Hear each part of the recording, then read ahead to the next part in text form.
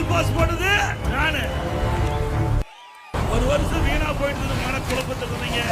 ஆன்லைன்ல வகுப்பு அதாவது பள்ளியில் படிக்கிற மாணவருக்கு ஆல் பாஸ், கல்லூரியில் படிக்கிற மாணவர்களுக்கு ஒரு வருடம் வீணா போய்விட்டது.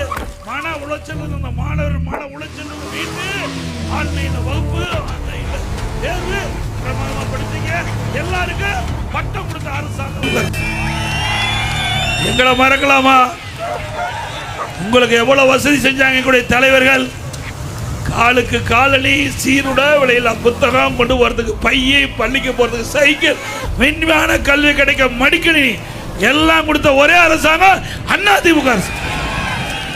இப்படி எல்லாமே வாங்கி அனுபவிச்சுட்டு பலனை கொண்டு போய் அங்க கொடுக்கலாமா? செடி வச்சு, மரம் வச்சு, தண்ணி ஊத்தி, பூ பூத்து, காய் காய்த்து, பழத்தை வேற ஒருத்தர் படிச்சா யார் விடுவா? நியாயமா? யார் கஷ்டப்பட்டு செடி வச்சு மரத்தை பாதுகாத்து வளர்த்தா அவருக்கு தானே அந்த பலன் கிடைக்க வேணும். அதனால அருமை சகோதரன் இளைஞர்கள் சிந்திக்க வேண்டும். ஒரு ஆட்சினா சாதாரண விஷயம் இல்லை. ஒரு 8 கோடி மக்களுடைய வாழ்வாதார பிரச்சனை. ஏதோ பார்த்தோம், போய் பார்க்க வேண்டியதான். திரைப்படத்துக்கு போங்க, நல்லா பாருங்க, ரசிங்க, அதோட விட்டுருது. நாம கனவு காண்கிறோம், நல்லா தூங்கும் போது கனவு காண்கிறோம், அற்புதமான கனவு வரும். கண்ணை முழிச்சா கனவு காணாத போயிடும். அப்படித்தான் திரை உலகம். சிந்திங்க.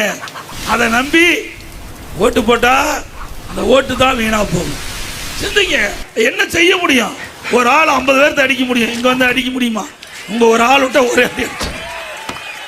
துப்பாக்கியில் சுடுவாரு, குட்டை பாயாது. சுடுறது குட்டெல்லாம் எல்லாத்துக்கும் பாய். அதையெல்லாம் நம்பாதீங்க அருமை சகோதரர்களே. நீங்களாம் படிச்சவங்க, அறிவு திறமை உள்ளவர்கள், இந்த நாட்டை ஆளக்கூடிய சிங்க குட்டிக. ஒவ்வொரு சிந்தனையும், ஒவ்வொரு இளைஞருடைய சிந்தனையும் நாட்டுடைய வளர்ச்சி பற்றி இருக்கணும். சாதாரணமா எடுத்துக்காதீங்க.